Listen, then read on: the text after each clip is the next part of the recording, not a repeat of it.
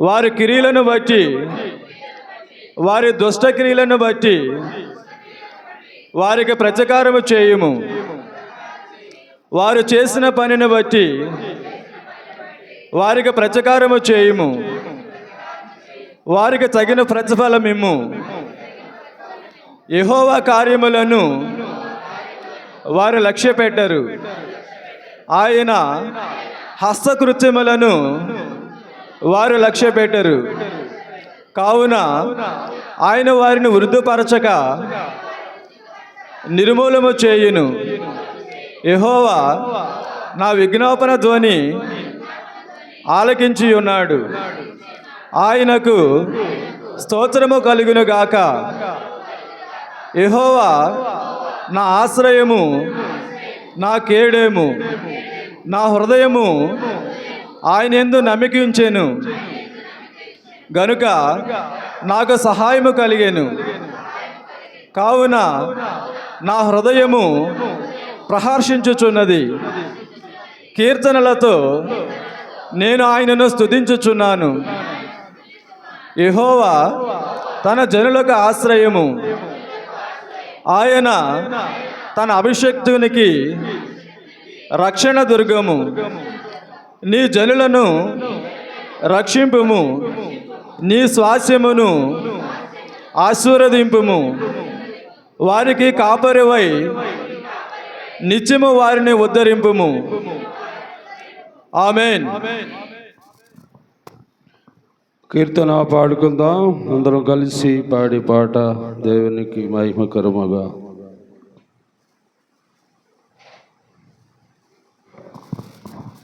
హల్లెలూయా. నా బలమా, నా కోట, ఆరాధనా నీకే. నా దుర్గమా, ఆశ్రయమా, ఆరాధనా నీకే. నా బలమా, నా కోట, ఆరాధనా నీకే. నా దుర్గమా, ఆశ్రయమా, ఆరాధనా నీకే. ఆరాధనా, ఆరాధనా. అబ్బా తండ్రి నీకేనయ్యా ఆరాధనా, ఆరాధనా. అబ్బా తండ్రి నీకేనయ్యా. యేసు రాజా నీ భవనములో వేయి కవలు వేచియుందును. యేసు రాజా నీ భవనములో వేయి కవలు వేచియుందును. నిన్ను స్తుతించి ఆరాధింతును. నా చింతలే మరచెదను. నిన్ను స్తుతించి ఆరాధింతును. నా చింతలే మరచెదను. యేసు రాజా నీ భవనములో వేయి కవలు వేచియుందును. యేసు రాజా నీ భవనములో వేయి కవలు వేచియుందును.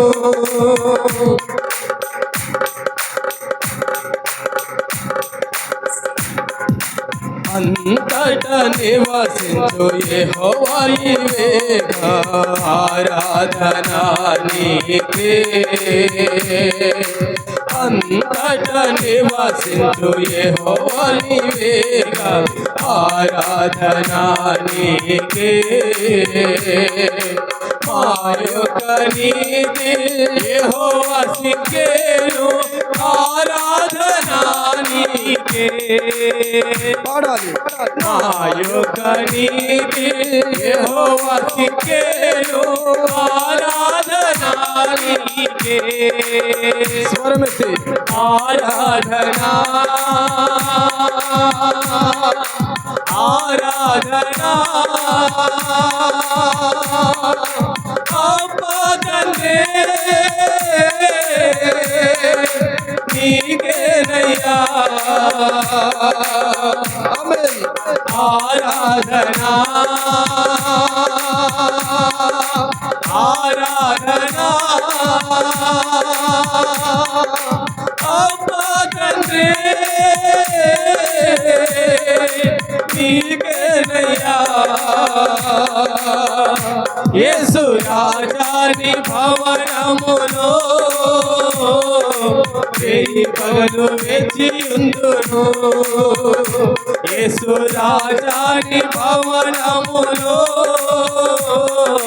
వేయి పగలు వేచియుందును నిన్ను స్తుతించి ఆరాధింతును నా చింతలే మరచెదను నిన్ను స్తుతించి ఆరాధింతును నా చింతలే మరచెదను యేసు రాజాని భవనములో వేయి పగలు వేచియుందును యేసు రాజాని భవనములో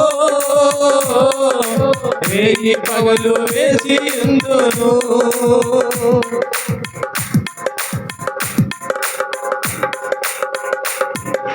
పరిశుద్ధ పరచు యెహోవా నీవేగా ఆరాధన నీకే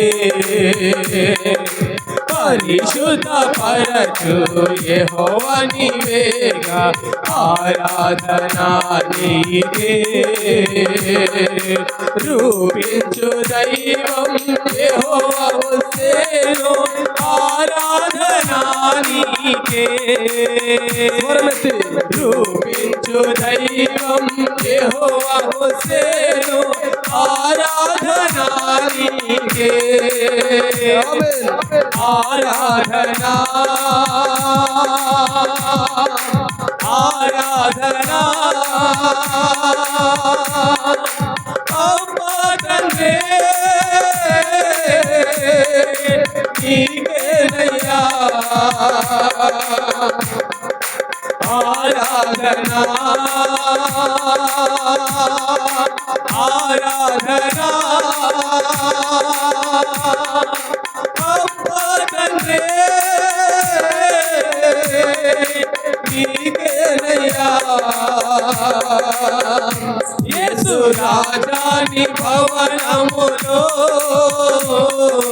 వేయి పగలు వేచియుందును యేసు రాజాని భవనములో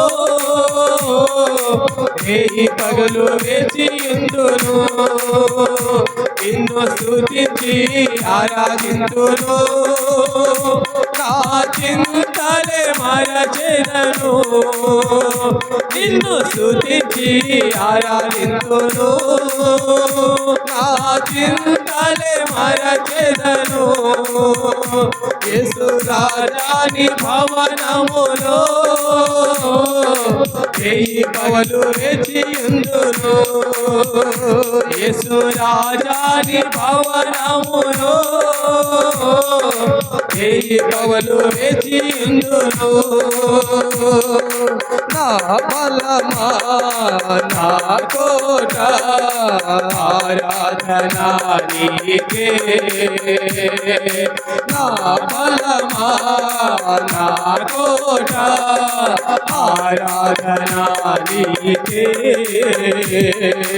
నా దుర్గమా ఆశ్రయమా ఆరాధన నీకే నా దుర్గమా ఆశ్రయమా ఆరాధన నీకే ఆరాధనా ఆరాధనా అబ్బా తండ్రి నీకేనయ్యా ఆరాధనా ఆరాధనా అబ్బా తండ్రి నీకేనయ్యా యేసు రాజాని భవనములో వేయి పగలు వేచియుందును యేసు రాజాని భవనములో వేయి పగలు వేచియుందును నిన్ను స్తుతించి ఆరాధింతును నా చింతలే మరచెదను నిన్ను స్తుతించి ఆరాధింతును నా చింతలే మరచెదను నిన్ను స్తుతించి ఆరాధింతును నా చింతలే మరచెదను నిన్ను స్తుతించి ఆరాధింతును నా చింతలే మరచెదను నిన్ను స్తుతించి ఆరాధింతును నా చింతలే మరచెదను నిన్ను స్తుతించి ఆరాధింతును నా చింతలే మరచెదను నిన్ను స్తుతించి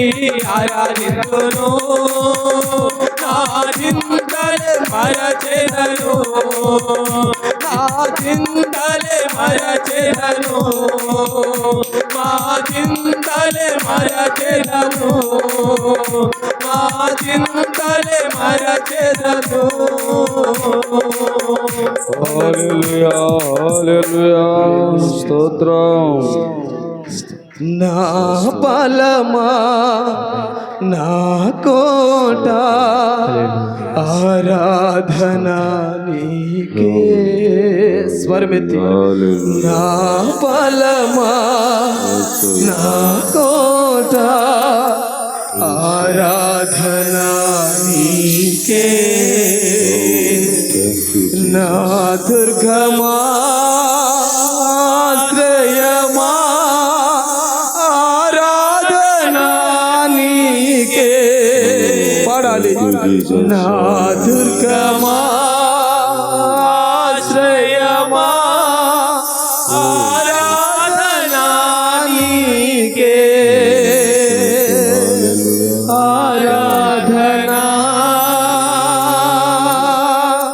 ఆరాధన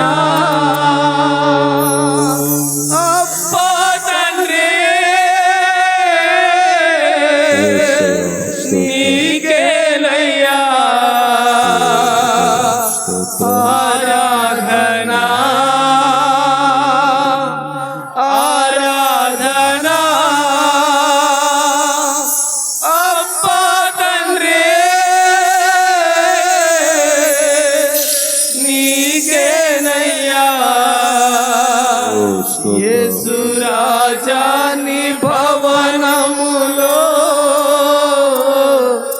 రేయి పగలు వేచియుందును యేసు రాజాని భవనములో రేయి పగలు వేచియుందును నిన్ను స్తుతించి ఆరాధింతును మా చింతలే మరచెదము హల్లెలూయా నిన్ను స్తుతించి ఆరాధింతును మా చింతలే మరచెదము స్తోత్రం నా చింతలే మరచెదను నా చింతలే మరచెదను చప్పట్లు చప్పట్లు హల్లెలూయా స్తోత్రం స్తోత్రం స్తోత్రం పరిశుద్ధుడు పరిశుద్ధుడని ఎల్లప్పుడూ ఎల్లప్పుడూ ఎల్లప్పుడూ ఆయనకే స్తుతి ఆగములను సమర్పిస్తూ మనమందరము ఏక మనసుతో ఒక్క నిమిషము ప్రార్థన చేసుకుందాం. ఎందుకంటే దేవుని మాట ఈరోజు నీతో మాట్లాడవలసిన సందర్భాన్ని దేవుడు నీకు వాక్యం ద్వారాగా తెలియపరచాలి కాబట్టి అందుకొరకు ప్రార్థన చేద్దాం. హల్లెలూయా హల్లెలూయా. స్తోత్రం స్తోత్రం. పరిశుద్ధుడా పరిశుద్ధుడా, మా ఆలోచనల కర్త, ఆత్మదేవుడా, అన్ని విధాలుగా మాతోనే ఉన్నవాడా, మమ్మల్ని బలపరుచునైనా బలహీనులమే, జ్ఞానము లేని వారమే, అయినా నీ బలము చేత నీ జ్ఞానము చేత నింపి నీవే ఈ స్థలములో ఉండి ఆత్మ ద్వారాగా నీ వాక్యమును ఏం అవసరమో ఏమి వినవలసి ఉన్నదో ఒక్కొక్కరికి నీవే నీవే నీవే బయలుపరిచి మా అందరి ద్వారాగా మీరు మహిమ పొందమని యేసు నామమున అడుగుచున్నాను తండ్రి, ఆమేన్. కూర్చోండి.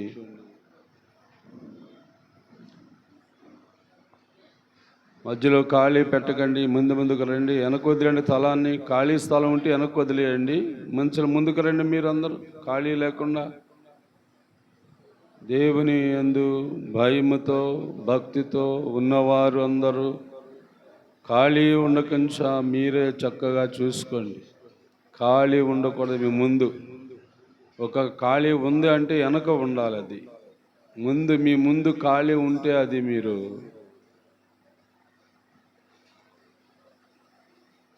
ఖాళీ ముందు ఉండకూడదు. మీరు మనిషి వెనకాల మనిషి కూర్చోవాలి. ఖాళీ ఉంటే వెనకొచ్చే వారికి మాత్రమే ఉండాలి. మీ ముందు ఖాళీ, మీ ముందు ఖాళీ, మీ ముందు ఖాళీ కనబడుతుందా మీకు? నాకు కనబడుతుంది కానీ మీకు కనపడలేదు కదా. మీ ముందు ఖాళీ మీకు కనబడుతుందా? పేతురు గారు కనబడుతుందా? మీ ముందు ఏముంది? మీ ముందు దేవునికి స్తోత్రం. చాలా మంచిది. బలమైన కార్యమును మీరు ఈరోజు జరిపించారు. చాలామంది గ్రహించారు. చాలామంది ఇలాగా చేస్తేనే దేవునికి మహిమ అని చెప్పారు. ఇలాంటి కార్యాలు అప్పుడప్పుడు జరిగితే ఇంకా మంచిది. మరి ఇలాంటి కార్యాలు జరగాలంటే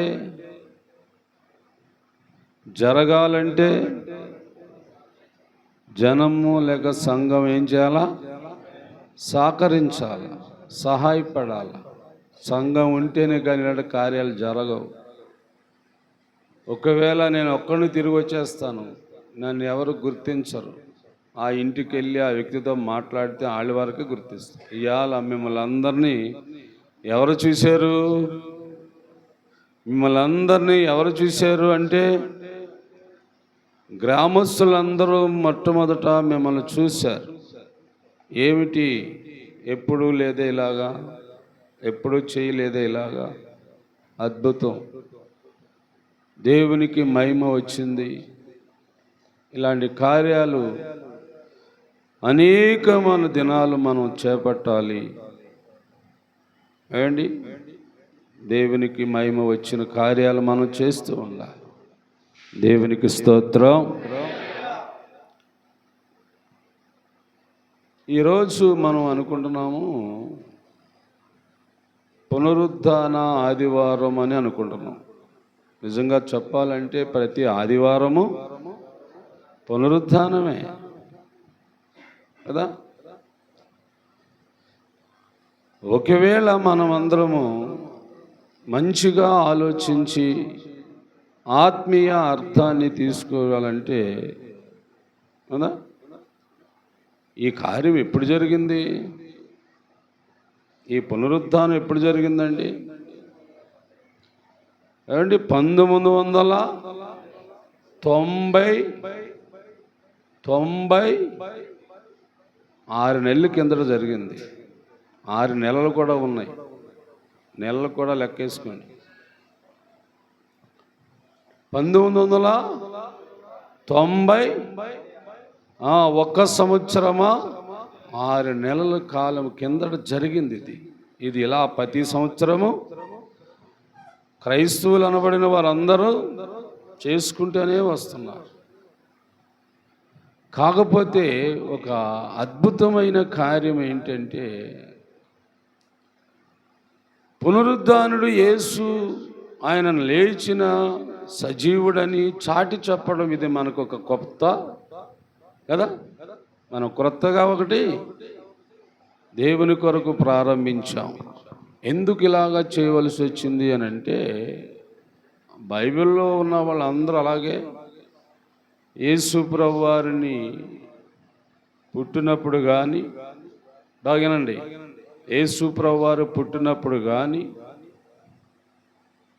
తర్వాత ఆయన పెరిగి పెద్దవాడైనప్పుడు కానీ, తర్వాత ఆయన మరణించి సమాధి చేసినప్పుడు కానీ, తర్వాత ఆయన పునరుద్ధానుడే సజీవుడిగా లేచిన తర్వాత చేసిన కార్యము. అంటే దీనిలో మనమందరం కూడా ఒక ఆత్మీయ సత్యాన్ని తెలుసుకోవాలి. అంటే యేసు ప్రభువు వారు జననము, మరణము, పునరుద్ధానం, ఈ 3 చాలా ప్రాముఖ్యమైనవి మనకి. 1 జననము, 2 మరణము, 3 పునరుద్ధానం. తర్వాత 4వది ఏంటంటే ఆరోహణం, పరలోకానికి ఆరోహణం, వెళ్ళిపోవటం. ఇవన్నీ మనము బైబిల్లో చూడొచ్చు. బైబిల్ గ్రంథంలో అన్నీ చూసినవే. ఏమండి, ఆలోచించాలి మనం. ఏమండి, వినుట వల్లేమో విశ్వాసం కలుగుతుంది, చూచుట వల్ల ఏం కలుగుతుంది? చూచుట వలన, వినుట వలన విశ్వాసం కదని చెప్పేశారు. చూచుట వలన నమ్మకము కలుగుతుంది. ఏమండి, చూడాలి, వినాలి. ఎవరిని చూడాలి, ఏ మాట వినాలి, ఇవి మనం జ్ఞాపకం చేసుకోవాలి. 1 చూపు మీదే దైవ గ్రంథంలో నుండి కొన్ని లేఖనాల్లో నుండి కొన్ని విషయాలు చూద్దాం. మనం కూడా ఈ పూట చూడాలి. బైబిల్ని మనం ఏం చేయాలి? చూడాలి. చూసిన తర్వాత అక్కడ మాటలు వినాలి. అలాగా 2 జరిగితే నీవు 3వ వ్యక్తిగా రేపు పరలోకం వెళ్తావు. అవును, యేసు మరణం చూసావు, యేసు పుట్టుక చూసావు, అవునా కదా? చూసావా లేదండి? డిసెంబర్ 25 రాత్రి ఏం చూసామంటే యేసు ప్రభు వారు పుట్టిన విధానం చూసాం బైబిల్లో కదండి. ఒకవేళ ఈరోజు మనం ఏం చూడాలి అంటే ఆయన పునరుద్ధానమును చూడాలి. అంటే ఇలాగా చూడాలి అనే మాట మీద బైబిల్ గ్రంథాన్ని పరిశీలన చేద్దాం. చూశారు, చూసి ఏం చేశారు అది మనం కూడా తెలుసుకుందాం. చూసిన తర్వాత తెలుసుకున్న విషయం మీద మనకి కూడా అవగాహన కలగాలి. అందుకే చూసిన వారి గురించి బైబిల్లో చూద్దాం. 1 ఏమండి, చూసిన వారి గురించి బైబిల్లో చూద్దాం. మత్తయి రాసిన సువార్త 2వ అధ్యాయము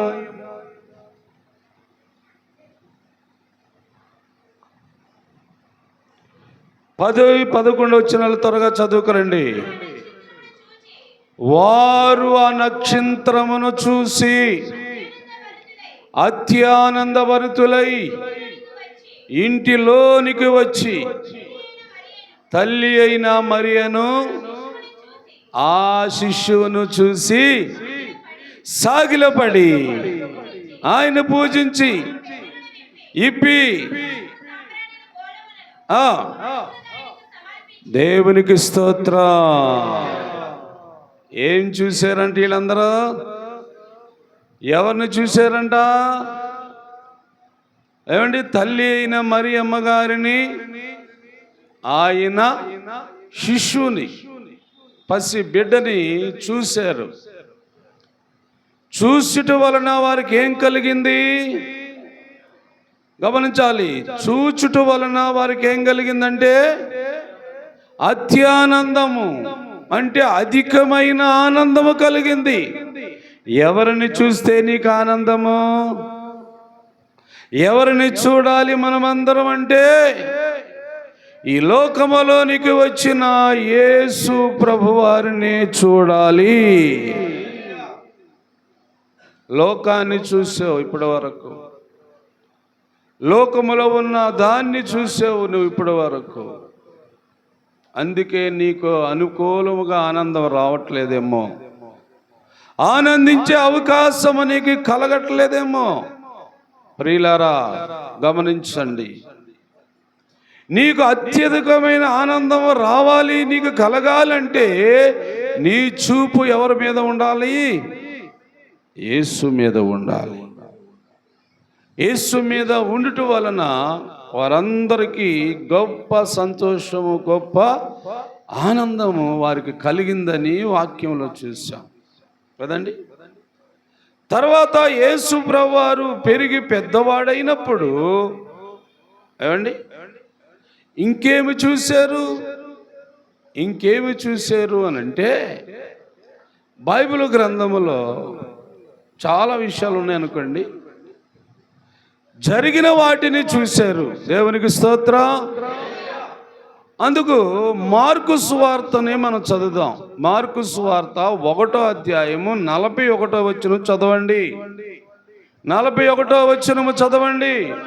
అయా పడి ముట్టగానే ఇష్టమే శుద్ధుడు కమ్మని వానితో చెప్పాను, విడిచిన గనుక దేవునికి స్తోత్రం. అంటే వాడికి ఏమి తెలిసింది? ఏమండి, ఎవరి వల్ల ఏం జరిగిందని వాడికి తెలిసింది చెప్పండి. లేక వాడు ఏమి చూశాడని చెప్తారు మీరు? వాడుకున్న వ్యాధి, వాడుకున్న రోగము పోవుట చూశాడు. అంటే అది ఎవరి వల్ల పోయిందని వాడు గ్రహించాడు? యేసు వలన మాత్రమే వ్యాధి పోయింది. బాగా గమనించాలి.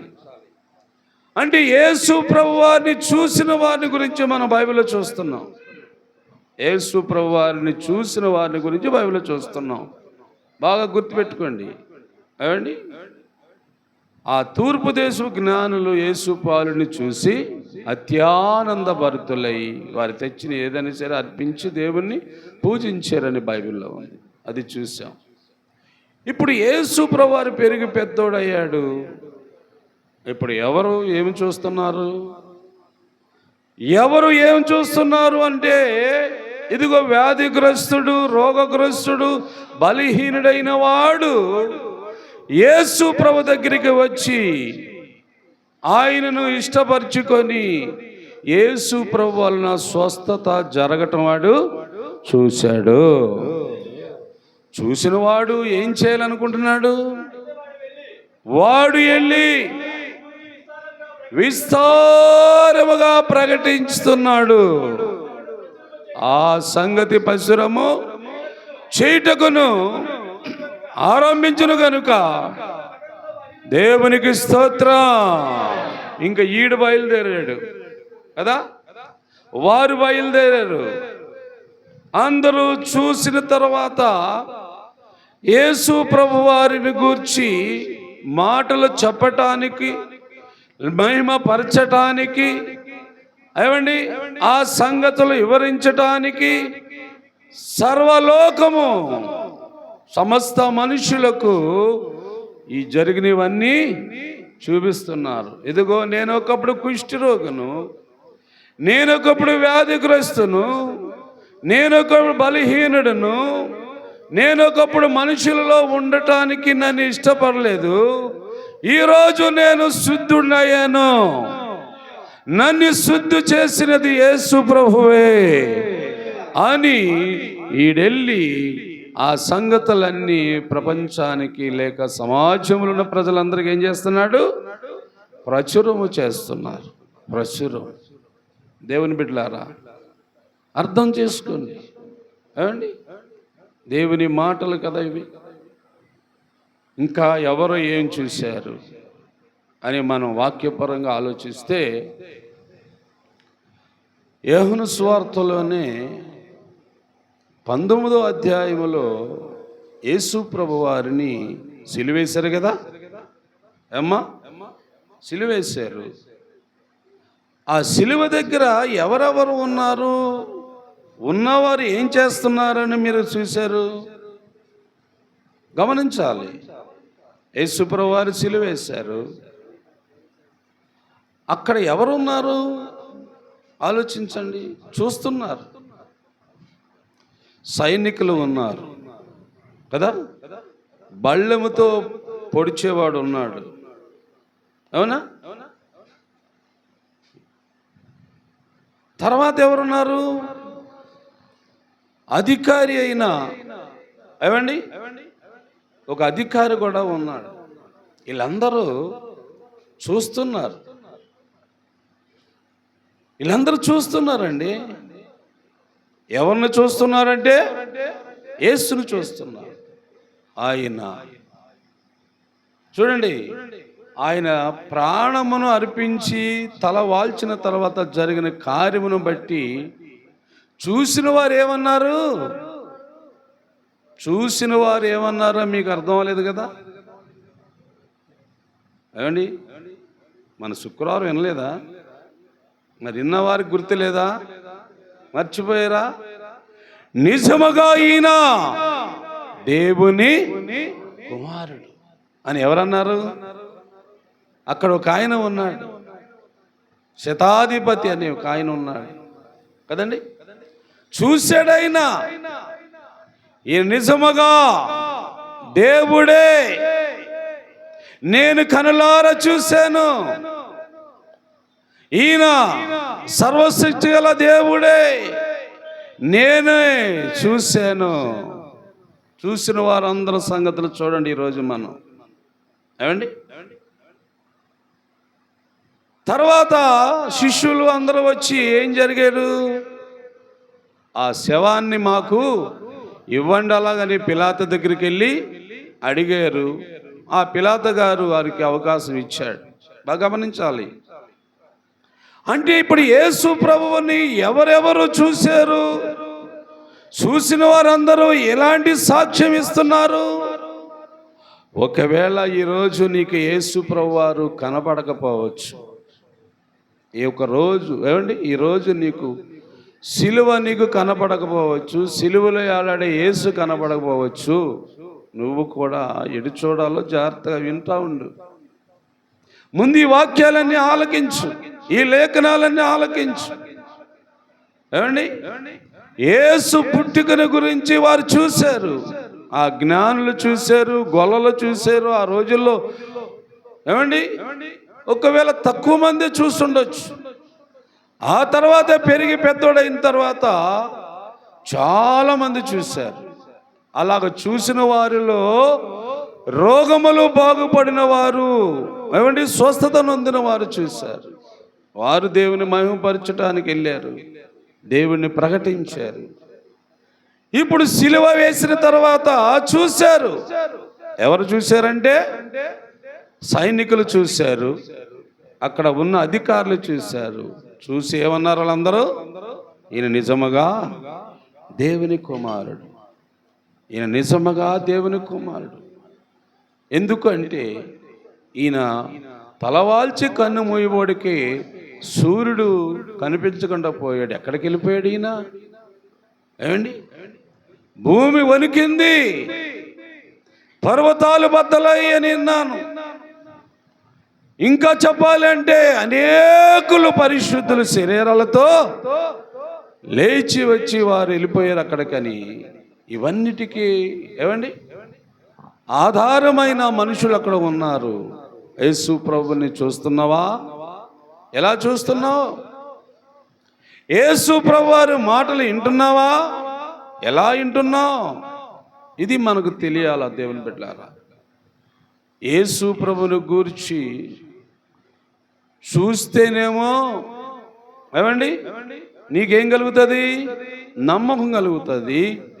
ఆయన మాటలు ఆలకిస్తే విశ్వాసము కలుగుతుంది. ఇదిగో వీళ్ళందరూ చూసిన వారు, యేసు ప్రభు వలన స్వస్థతలు పొందిన వారు, వాళ్ళందరూ ఇస్తున్న సాక్ష్యం ఈనాడు సమాజంలోకి వెళ్ళింది. ఈనాడు సమాజంలో ప్రజలందరూ కూడా ఎవరిని చూస్తున్నారంటే నిన్ను చూస్తున్నారు, మనల్ని చూస్తున్నారు. మనం ఎవరు చూడాలి? మనం ఎవరు చూడాలంటే యేసు ప్రభు వారిని చూస్తూ ఉండాలి. నీ కళ్ళల్లో ఆయన మెదులాడుతూ ఉండాలి, ఆయన్ని కనిపిస్తూ ఉండాలి, ఆయన యందే నీ దృష్టి పెట్టాలి, ఆయనలోనే నువ్వు కొనసాగుతూ ఉండాలి. ఆయన ద్వారాగా నీకు సమస్తమును సర్వమును నీకు అనుగ్రహించబడుతుంది. ప్రియులారా, దేవుడు ఒక్కొక్కరిని పరిశీలన చేస్తున్నాడు. పరలోకములోనున్న దేవుడు భూనివాసులను చూస్తున్నాడని బైబిల్ గ్రంథంలో ఉంది కదా.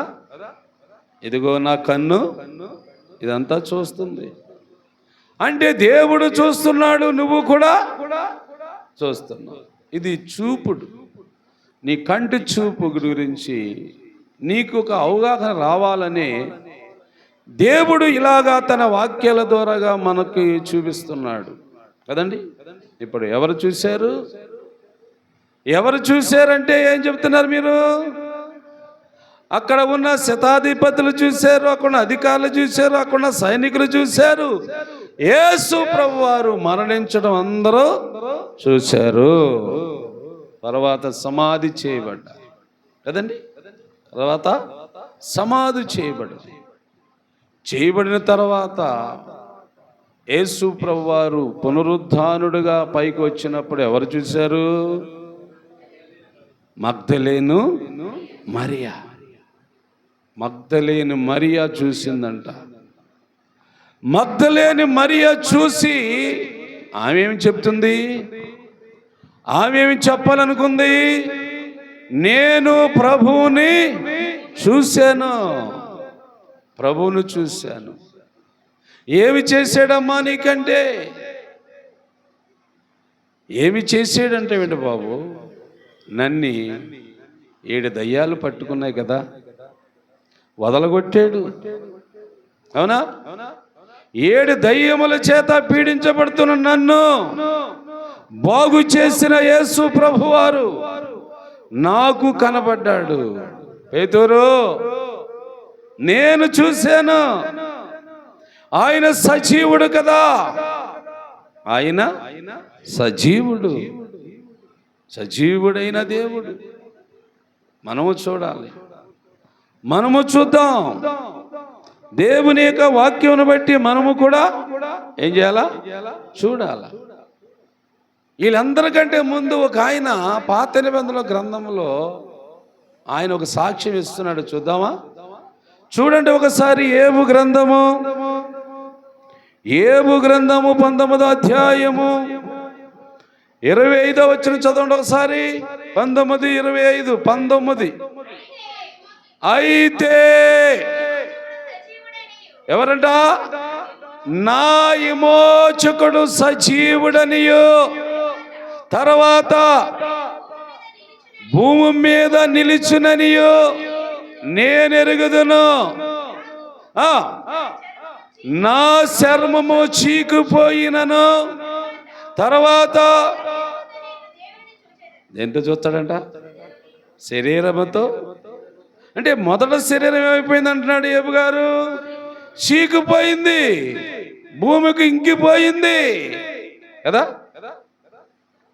ఇప్పుడు మరలా అంటాడు, నా శరీరముతో నేను ఆయనని చూసేదను, నా మట్టుకు నేనే చూస్తా. అంటే ఇప్పుడు కాలంలో ఉన్న విశ్వాసులకు నమ్మకము కలిగించడానికి, ఏమండి, విశ్వాసం పెంచుకోవటానికి ఈ మాట నీకు చాలా చాలా చాలా అవసరం. ఒకవేళ నీ శరీరం సీకిపోవచ్చు, ఏమండి, తర్వాత మరలా నీవెలాగా చూస్తావన్నావు? శరీరముతో ఆయన నేను కనులారా చూస్తున్నాను. ఆయన సజీవుడు, ఆయన సజీవుడు. ఏంటి సజీవుడు అంటే? మరణమును గెలిచిన దేవుడు. ఇప్పుడు చూసిన వారందరూ చెప్పే మాటలు ఇవి కదా. మగ్దలేని మరియా అంటది, నేను ప్రభువుని చూశాను, ప్రభువుని చూశాను, నాకు బలము, నాకు ధైర్యము, నాకు శక్తి. నేను యేసు ప్రభువారిని చూశాను. చెప్పాడు ఏమని? యేసు ప్రభువారు ఏం చెప్పాడంట? చెప్పాడా? చెప్తారా? యేసు ప్రభువారు నీకు నాకు చెప్పిన మాటలు ఏం చేయాలో ఒక్కసారి లూకా సువార్త 2వ అధ్యాయము, లూకా సువార్త 2వ అధ్యాయము 19వ వచనం చదవండి ఒకసారి. 19వ వచనం. అయితే మరియమ్మ ఆ మాటలన్నీ తమ హృదయములో తలపోచుకొనుచు భద్రము చేసుకొనును. అండి, మరియమ్మ, మగ్దలేని మరియా, యేసు ప్రభువారు చెప్పిన మాటల్ని తమ హృదయములో ఏం చేస్తుంది బాబు? తలపోసుకొని, అంటే స్మరించుకుంటూ ఆ మాటల్ని భద్రము చేసుకుందమ్మా. నీతో కూడా దేవుడు ఎన్నో మాటలు మాట్లాడుతున్నాడు. మనతో కూడా ఎన్నోసార్లు దేవుడు వాక్యం ద్వారాగా మాట్లాడుతున్నాడు. ప్రతి ఒక్కరిలో ఈ 2 విధానాలు ఉండాలని చెప్పాను కదా నేను. 1 చూడాలి, 2 వినాలి. ఈ చూడటము, ఈ వినటము అన్నది నీకు ఈ 2 కూడా ఉన్నాయంటే ఇక నీకు తిరుగులేదండి. ఎవరిని చూసావు? యేసు ప్రభువుని చూసావు. ఎప్పుడెప్పుడు చూసావు? ఆయన పుట్టినప్పుడు చూశాను, ఆయన పెరిగినప్పుడు చూశాను, ఆయన కార్యాలు చేసినప్పుడు చూశాను, ఆయన మరణించినప్పుడు చూశాను, ఆయన సమాధిలో నుండి బయటికి వచ్చినప్పుడు నేను చూశాను. చూసిన తర్వాత మళ్ళా యేసు ప్రభువారు ఏం చెప్తున్నాడు ఇప్పుడు వీళ్ళకి? ఇదిగో మగ్దలేని మరియమ్మ, నేను సజీవుడను, లేచాను అని నువ్వు మన సహోదరులకు చెప్పాలి. ఎవరికి చెప్పాలి? మన సహోదరులకు చెప్పాలి.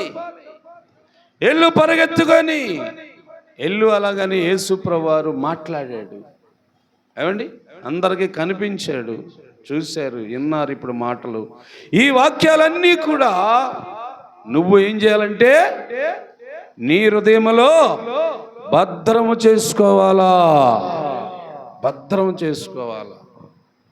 నీ దేవుని కొరకు నువ్వు ఎలాగ నివసించాలి, ఎలాగ జీవించాలి అంటే నీ దేవుని కొరకుమా, మీ దేవుని కొరకు నువ్వు ఎలా ఉండాలి, ఎలా ఉండమని నీకు బైబిల్ చెప్తుంది.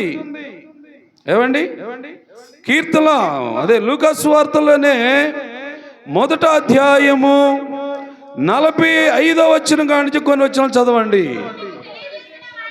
ప్రభువు ఆమెకి తెలియచేసిన మాటలు చూసారా? ఏ మాటలు? ఎవరు తెలియజేశారు బాబు?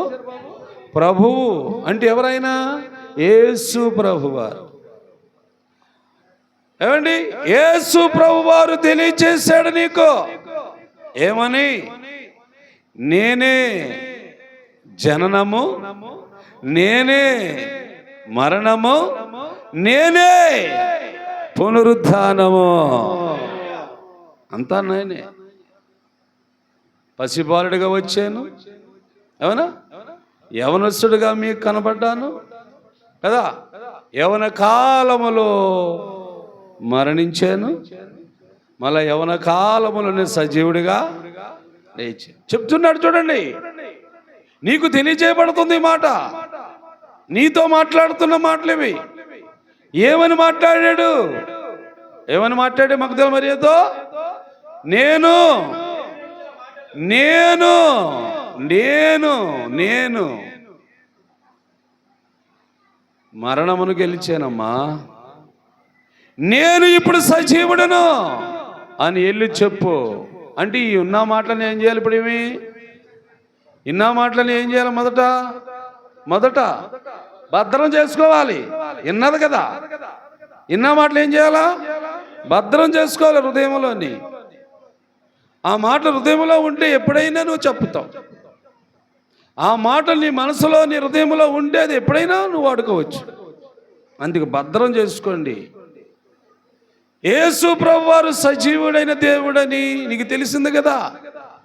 మరి ఆయన నీతో ఏం చెప్పట్లేదా?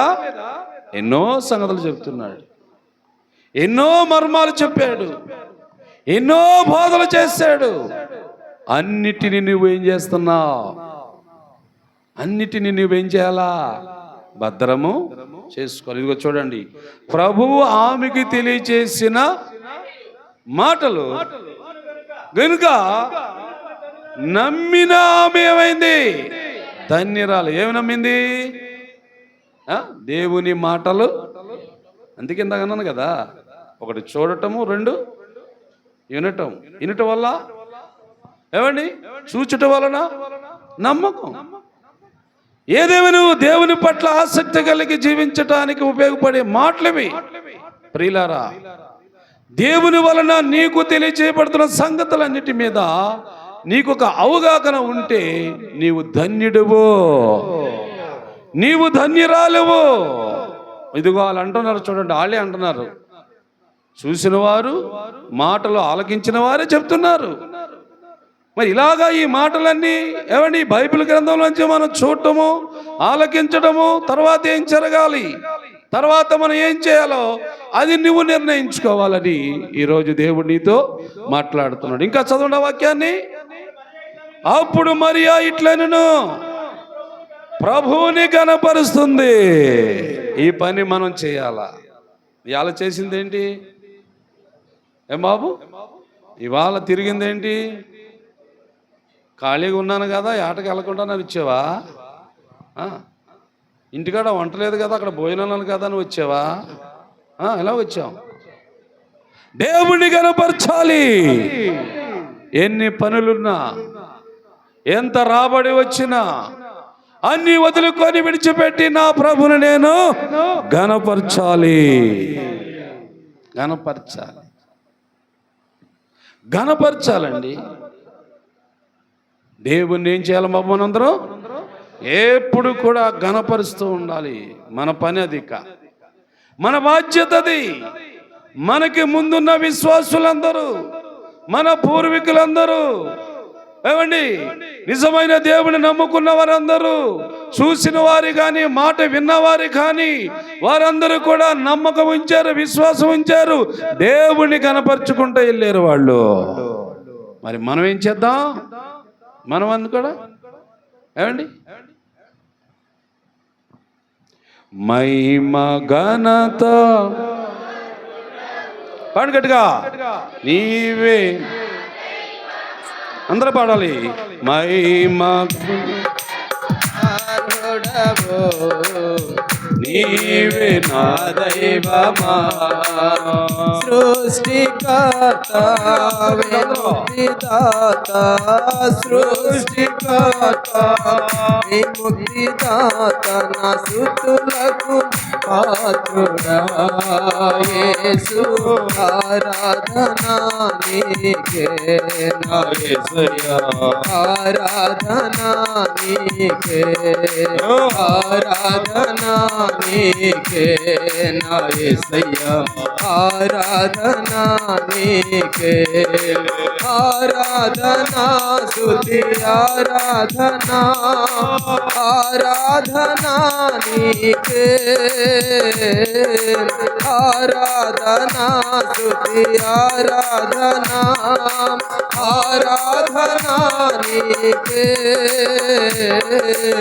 ఆరాధనా నీకే నా యేసయ్యా, ఆరాధనా నీకే, ఆరాధనా నీకే నా యేసయ్యా, ఆరాధనా నీకే. దేవునికి స్తోత్రం. ప్రియులారా, ఇదిగో మాట్లాడుతున్నారు వీళ్ళు. ఈ మాటలన్నీ నీ మాటలుగా చేసుకోవాలి. ఈ మాట్లాడేవారు నీలాంటి విశ్వాసులే, నీలాగా యేసు ప్రభు నమ్ముకున్నవారే, నీలాగా చర్చికి వచ్చేవారే, నీలాగా పాటలు పాడి స్తుతించేవారే. ఆనాటి కాలమును బట్టి ఏమండి, ఆ దినాలలో జరిగినవన్నీ రాయబడ్డాయి. అందుకు నువ్వు నేను మనమందరము కూడా దేవుడు లేక ప్రభువు నీకు తెలియచేసిన మాటలన్నీ నీవు భద్రము చేసుకొని ఆ మాటలని హృదయంలో దాచుకుంటే అది ఎప్పుడైనా నువ్వు ఉపయోగించుకోవచ్చని ఇదిగో మరియమ్మ గారు అంటున్న మాట చూడండి. ఏమండి, ఏమంటుంది? నా ప్రాణము నా ప్రభువుని గణపరచుచున్నది, తన దాసురాలునైన నా దీన స్థితిని. దేవునికి స్తోత్రం. నీ పేదరికం పోతే, నీ దీనత్వం పోతే, నీ దరిద్రత తొలగిపోతే, నీకు ఉన్నతమైన స్థితి కలుగుతుంది. ఎప్పుడమ్మా? దేవుణ్ణి గణపరచాలి. దేవుని గణపరచాలంటే అంతకుముందు నీ దగ్గర ఏముండాలా? ఆయన చెప్పిన మాటలు నీ హృదయంలో ఉండాలా. ఇది అసలైన పాయింట్. ఇది మనకు నిత్య జీవము. ఇది రేపు భవిష్యత్తు పరలోకము. యేసు ప్రభు అయిన దేవుడు మనకిచ్చే గొప్ప అవకాశాలు ఇవన్నీ. అందుకు నీ జీవితంలో, నీ బ్రతుకులో ఒక నిశ్చయత కలిగి ఉండాలి. అదిగో ఇంకా చెబుతుంది, వరుసగా లెక్క పెట్టుకోండి, ఒకటి తర్వాత చదవండి. నా ఆత్మ, నా ప్రాణము. చూడండి ఏమంటుంది? మొదట నా ప్రాణం అన్నది, తర్వాత ఏమంటుంది? నా ఆత్మ నా రక్షకుడైన దేవుని యందు ఆనందించుచున్నది. ఆనందం ఎవరైంది? ఆనందం నీకు ప్రభువునందే నీకు ఆనందం. ఫిలిప్పీయులకు రాసిన పత్రిక 4:4 ఉంది కదా. ఎల్లప్పుడూ ప్రభువునందే మనం అందరము ఆనందించాలి. ఎల్లప్పుడూ మనం ఆనందించేది ఎక్కడా? దేవుని బిడ్డలారా, దేవుడు నీకు ఇచ్చిన అవకాశాల మీద నువ్వు ఆనందించాలి. దేవుడు నీతో చెప్పుతున్న మాటల మీద నువ్వు ఆనందించాలి. దేవాది దేవుడిని చూసినప్పుడు నీకు ఆనందం కలగాలి. దేవుడు నీతో మాట్లాడిన మాటలన్నీ కూడా నువ్వు భద్రము చేసుకోవాలి. ఏమన్నా? నా ఆత్మ నా రక్షకుడైన దేవుని యందు ఏమవుతుందంట? ఆనందం. వీళ్ళందరూ కూడా యేసు ప్రభు పుట్టుకను చూశారు, యేసు ప్రభు సిలువ వేయబడటం చూశారు, యేసు ప్రభు సమాధులకు వెళ్ళడం చూశారు, యేసు ప్రభు తిరిగి లేచి వచ్చింది కూడా చూశారు. వచ్చిన తర్వాత మాట్లాడిన ప్రతి మాటను కూడా ఆలకించారు. ఇదిగో అలాగా ఆలకించిన వారు, అలాగా చూసిన వారు చెప్తున్న మాటలు ఇవన్నీ కూడా దేవుని బిడ్డలారా, ఈ రోజుల్లో మనం అందరం కూడా వాటినే గట్టిగా పట్టుకొని ఉందాం. వాటి వల్లే నీకు మేలు, వాటి వల్లే నీకు దీవెన. ఆ మాటలను బట్టి నీవు ఆశీర్వదించబడతావు. ఆ మాటలను బట్టి నీవు అభివృద్ధి పొందుతావు. ఆ మాటలను బట్టి నువ్వు ధన్యుడు అవుతావు. ఆ మాటలే నిన్ను రేపు పరలోకానికి కూడా తీసుకొని వెళ్తాయి. ఆ మాటలే యేసు మాట కదా అది. ఎవరి మాట బాబు? యేసు ప్రభు వారి మాటలు నీకు నాకు చాలా అవసరం. కాబట్టి ఈ మాటలలో ఉన్న గొప్పతనాన్ని మనము గ్రహించాలి. నా ఆత్మ నా రక్షకుడైన నా దేవుని ఆనందించుచున్నది. సర్వశక్తిమంతుడు దేవునికి స్తోత్రం. గొప్ప కార్యం జరగాలంటే నువ్వు కదా దేవుని యందే ఆనందించాలి.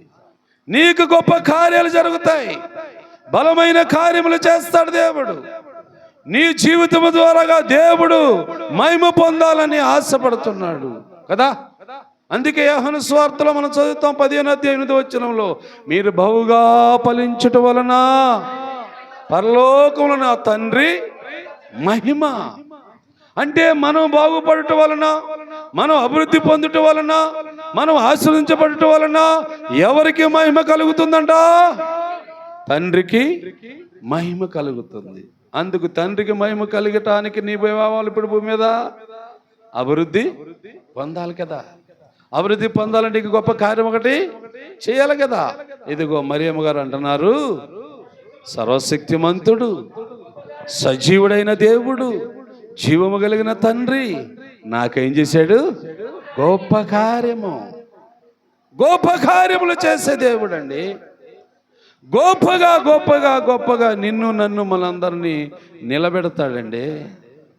ఏమండి, అన్యజనుల మధ్యలో కూడా నువ్వు నేను ఎలా ఉంటామో తెలుసా? ఏమండి, ప్రకాశించే జ్యోతుల వలె కనబడతామని బైబిల్లో ఉంది. అంటే నీ వెలుగు, నీ తేజస్సు వారికి కనబడుతుంది. వారు చీకట్లో ఉన్నవారు కదా. ఏ బాబు, చీకట్లో ఉన్న వారికి వెలుగులో ఉన్నవారు ఏమవుతారు? కనబడతారు. ఏమవుతారంటే బామ్మది వస కలుగుతావా? చీకటిలో ఉన్న వారికి వెలుగులో ఉన్నవారు ఏమవుతారంటే కనబడతారు. దేవునికి స్తోత్రం. వెలుగులో ఉన్నవారికి చీకట్లో ఉన్నవారు ఏమవుతారు? కనబడరు. వాళ్ళు. నువ్వు వెలుగు సంబంధం కదా. నిన్ను వెలిగించిన దేవుడు, తన మహిమతో నిన్ను కప్పిన దేవుడు, ఇదిగో చీకటిలో ఉన్న ప్రజలందరూ కూడా గొప్ప వెలుగు చూచేటట్లుగా చేశాడు. ఇలా అర్థం చూశారు మీకు? కాసి ఎంత ఆశ్చర్యం కదా. చూడలేదు ఎవరన్నా? ఎంతమంది బయటకు వచ్చి ఇంట్లోని కిటికీలో పడి ఏంటి అని వారు ఆశ్చర్యంగా చూశారు. ఇవాళ చాలా సంతోషం. సంఘమంతా దేవుని మాట విన్నారని నాకు నమ్మకం కలిగింది. సంఘం యావత్తు దేవుని మాటను పాటించారు. నాకు చాలా చాలా చాలా చెప్పలేని సంతోషం. ఇలాగే జరుగుతూ ఉండాలన్నదే నా ఆశ. మీ డబ్బులు, మీ బంగారాలు మీ దగ్గరే పెట్టుకోండి. వద్దు, అవి మాకు అవసరం లేదు, నాకు అవసరం లేదు. మీరందరూ కలిసి ఈ పనులు చేయటంలో ఇదిగో మరియమ్మ గారిని చూసిన దేవుడు, లేక మార్తమ్మ గారిని చూసిన దేవుడు, లేక మగ్దలేని చూసిన దేవుడు ఏమనుకుంటాడంటారు? ఏమనుకోడండి? వీళ్ళందరినీ చూసిన దేవుడు ఏమనుకుంటాడండి పరలోకంలో? సంతోషం. భూమి మీద ఉన్న భక్తులు శ్రేష్టమైన వారు నాకు ఇష్టలు. దేవునికి స్తోత్రం. భక్తి ఎంత శ్రద్ధగా చేస్తే అంత దేవుడిని ఇష్టపడతాడు. ప్రార్థనలో ఎంత ఆసక్తి కలిగి ఉంటావు అంతా నీ కొరకు దేవుడు ప్రత్యుత్తరం ఇస్తూ ఉంటాడు. విశ్వాసంతో ఎంబడిస్తున్న నీ పట్ల దేవుడు గొప్ప కార్యములు చేస్తున్నాడు. అందుకే మన వ్యాఖ్యలను చూస్తున్నాం. అవండి, ఇంకా ఏమంటుందో మరియమ్మ గారు చూద్దాం మాట. ఇది మొదలుకొని ఈ రోజు మొదలుకొని అన్ని తరాల వారు అందరూ కలిసి ధన్యుడని మనందరినీ అన్నారు. ఎంత గొప్ప అదృష్టం వచ్చింది తెలుసా నీకు? ఎంత గొప్పగా దేవుడు నీ పట్ల కార్యం చేశాడు నీకు అర్థమైంది కదా. ఇది మన విశ్వాసం, ఇది మన నమ్మకం, ఇది మన భక్తి, ఇది మన ఆసక్తి. మన దేవుని కొరకు, మన ప్రభు కొరకు ఇంకా ఏదైనా ప్రభువా బయలుపరచు, ఇంకా ఏదైనా ప్రభువా నాకు తెలియపరచు, ఇంకా ఏదైనా ప్రభువా నాకు నేర్పించు, ఇంకా ఏదైనా నాకు చూపించు ప్రభువా. అడుగుతావా? అడగాలి, అందరం కలిసి అడగాలి. అందరం ఇంకా ఏదైనా ప్రభువా, ఇంకా క్రొత్తగా, ఇంకా నూతనముగా, ఇంకా నేను ఏం చేయాలి, ఇంకా నేను ఏం చూడాలి, నాకు బయలుపరచవని నువ్వు నేను మనందరం కలిసి అడుగుతూ ఉంటే మన జీవితాల్లో ఒక ఉత్సాహం, ఒక ఉల్లాసం, మన శరీరములో ఒక మంచి ఆత్మీయ ఉద్రేకం, దేవుని కార్యములు చేయడానికి ప్రేరేపించబడి ముందుకు నడిచే వ్యక్తి అవుతావు. ఏమండి, ఇది మొదలుకొని అన్ని తరాల వారు, అందరూ అన్ని కులాలు, అన్ని మతాల వారు ధన్యురాలు అని, ధన్యుడని మనలందరినీ అనాలి అంటే దైవ కార్యాలు మనం అందరము చేయాలి. ఏం బాబు, దేవుని పని ఏదైనా కొంచెం చేయాలి. అలాగా చేసిన వారు ఏమండి గ్రంథాల్లోనికి పేర్లు వెళ్తున్నాయి, జీవ గ్రంథంలోనికి నీ పేరు రాయబడుతుంది. ఆ పేరుని బట్టి నువ్వు రేపు పరలోకములో, నిత్యత్వములో, నిత్య జీవములో ఉంటావు. అలా ఉండటానికి ఆత్మదేవుడు, పరిశుద్ధాత్ముడు మనందరికీ సహాయము చేయునుగాక. ఈ వాక్యం ఎన్నికడిలో బలపరచునుగాక. సాక్ష్యాలు ఎవరైనా ఉంటే త్వరగా రండి, సాక్ష్యం ఉంటే త్వరగా రండి.